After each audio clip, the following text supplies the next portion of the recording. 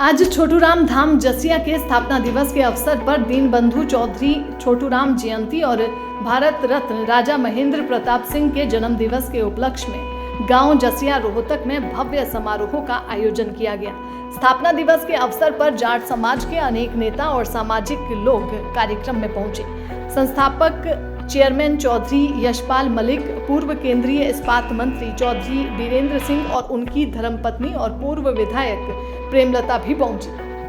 वीरेंद्र सिंह ने इस मौके पर कहा कि जसिया में छोटूराम धाम का स्थापना दिवस है। इस संस्था के लोगों ने 7-8 साल पहले जाट आरक्षण को लेकर आवाज उठाई थी। इसके अलावा भी कई बातें वीरेंद्र सिंह ने कही। क्या कुछ कहा, सुनिए। पहुंचे हैं, क्या कहना चाहेंगे आप? ये मैंने जो कहना था वो तो बोल दिया। अब आप क्या पूछना चाहते हो ये बताओ। वीरेंद्र जी, पहला सवाल यही रहेगा, अभी तक नेता प्रतिपक्ष का चुनाव पहले आज छोटूराम जी जो सब आज जो 8वां स्थापना दिवस मनाया गया, क्या कहेंगे उस पर? ये छोटूराम धाम की जो एक सोच है हमारे किसान भाइयों की, और ये खास तौर पे वो लोग हैं जिन्होंने जाट आरक्षण के लिए आज से 7-8 साल पहले बहुत काम किया था।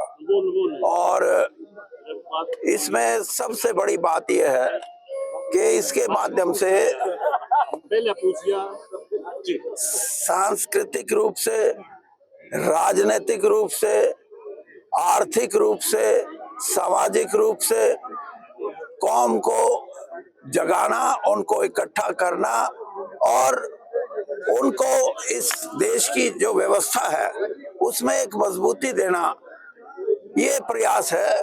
और खास तौर पे ये तभी संभव है जब पढ़ाई का, हम जो नए जमाने की पढ़ाई है, जैसे यहाँ इशारा किया गया कि जो भी पढ़ाई होगी नए जमाने के हिसाब से होगी, जिसमें ये आर्टिफिशियल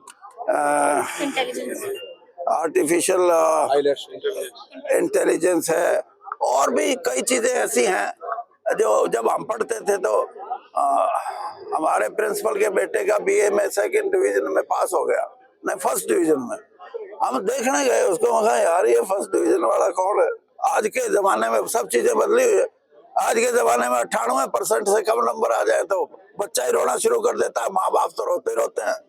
तो इसलिए एक व्यवस्थित रूप से हमारा समाज शिक्षित हो, और शिक्षित का मतलब ये नहीं है कि शिक्षित हो और शिक्षा में अपनी सोच के मुताबिक वो जिंदगी में जाए, चाहे उसको उद्योगपति बनना है, चाहे उसको उद्योग में नौकरी करनी है, चाहे वो किसी सर्विस में जाना चाहता है या खेती के अंदर एक नई सोच के साथ खेती करना, ये सारी चीजें। तो ये इसका समाधान यहाँ होगा मुझे लगता है। और आज जिस तरह से विदेशों से भी और कई राज्यों से यहाँ समाज के लोग आए हैं, उससे ये एक अच्छा स्थल बनेगा। और जैसे कहा यशपाल मलिक जी ने कि हमारे यूनिवर्सिटी बनाने की भी इसकी सोच है, तो वो और भी अच्छी बात है। बिश्नोई समाज जोड़ने की बात आपने की आज स्टेज से, ये बहुत बड़ा मुद्दा आपने उठाया, क्या कहें? ये बिश्नोई समाज, तो मैं सिर्फ इतना कहूंगा कि बिश्नोई एक सेक्ट है, और जैसे आर्य समाज भी एक सेक्ट है, जैसे वैष्णव भी एक सेक्ट है, ये इस तरीके से। लेकिन बिश्नोई समाज में जो गुरुजी थे वो तो राजपूत थे, और समाज जो जुड़ा वो 99% जाट बिरादरी है, खास तौर पे हरियाणा, पंजाब और राजस्थान में। आपने जिस तरह से कहा कि हिंदुस्तान और पाकिस्तान के जाट एक हो जाए तो झंडा ही खत्म हो सकता है। हाँ, हो सकता है, संभव है। मैं इसीलिए कहता हूँ कि बहुत बड़ी संख्या में अगर ये निर्णय ले उत्तरी भारत में जाट और वहाँ का पंजाब का, तो एक संदेश जाएगा जिसको को एग्जिस्टेंस, यानी ऐसा वातावरण जिसमें लगे कि हम सामाजिक रूप से एक रहेंगे तो तरक्की करेंगे, हमारा समाज सुखी रहेगा, हमारा समाज प्रसन्नता से रहेगा, आर्थिक रूप से हमारी ताकत बढ़ेगी। ये पाकिस्तान के लिए भी जरूरी है और हमारे देश के लिए भी। ये नहीं है कि हम लड़ाई को ही अपना एक सोच बना के रखें, और वो भी राजनीतिक कारणों से या राजनीतिक फायदा लेने से। और मैंने ये भी कहा कि इस किस्म का अगर प्रयास पूर्ण रूप से संपन्न हो जाए तो यूक्रेन और रशिया की लड़ाई और गाजा और इजराइल की लड़ाई, इसमें भी बड़ा भारी प्रभाव पड़ सकता है। एक संदेश जाता है। ये पहले बड़े महात्मा लोग संदेश देते थे, आज बिरादरियां संदेश दे, अच्छा है।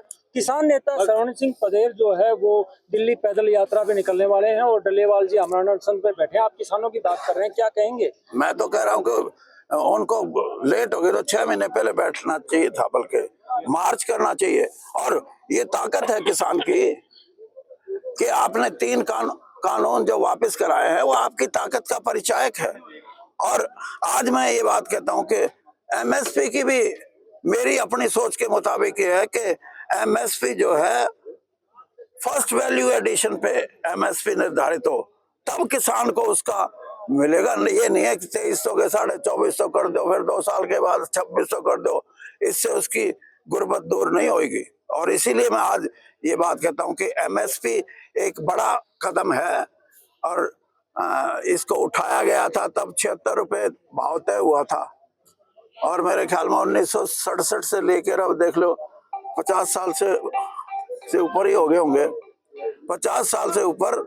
मेरे प्रोफेसर की तनख्वाह उस टाइम 265 रुपए थी, उसको तो 1.25 लाख और 1.5 लाख के बीच में मिलता है। और जिसका 76 रुपए था उसका 2300 हुआ। तो ये एक तरफ तो 19% इंक्रीज और एक तरफ 60% इंक्रीज। ये हमारा सबसे बड़ा सवाल है कि इस देश की जो आर्थिक सुधारों का युग आया था, आपको याद होगा 1991 में, उसको 33-34 साल हो गए। आज हम दुनिया की 5वीं बड़ी अर्थव्यवस्था तो बताते हैं अपने आप को, लेकिन उसका किसान को क्या मिला? उसका जो मेहनत करता है गरीब कमेरा वर्ग, उसको क्या मिला? उसका हिस्सा जब तक नहीं बढ़ेगा इस देश की धन दौलत में, तब तक किसान और कमेरा वर्ग इकट्ठा होकर अपनी लड़ाई लड़े। मैं तो ये कहता हूँ। वीरेंद्र जी, आप एक बड़े राजनीतिज्ञ हैं, काफी अनुभव है, आप दोनों पार्टियों में बड़े पदों पर रहे हैं।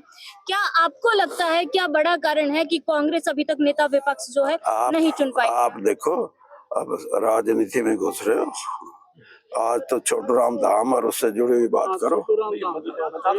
नहीं, आपको क्या लगता है क्या कारण है उसका? क्योंकि आप काफी अनुभव है आपको। आप सापला में दीपेंद्र हुड्डा जी के साथ थे, धाम पे। मैं सबके साथ, उसमें भी तो किसान ही थे। नहीं, मैं सबके साथ, मैं हर आदमी। विधानसभा चुनाव में कांग्रेस की हार के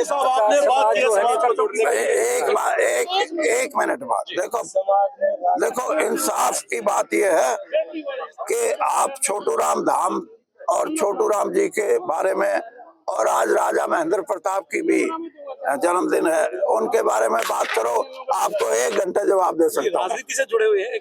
राजनीति मैं यही बता रहा हूँ, राजनीति का भी मैंने बता दिया कि मैं 78 साल का हो गया। अब मैं जाट को और जाट के साथ सारा किसान वर्ग को और कमेरे वर्ग को जोड़ूंगा और कोशिश करूंगा कि वो ऐसा जुड़ाव हो, कम से कम सामाजिक सौहार्द तो हमारा बना रहे। वोट तो कोई किसी को दे ना दे ये नहीं है बात, लेकिन आज के दिन तो सामाजिक रूप से भी हमारे को अलग अलग करने की कोशिश की जा रही है। दैनिक सवेरा के लिए रोहतक से सुरेंद्र सिंह की रिपोर्ट।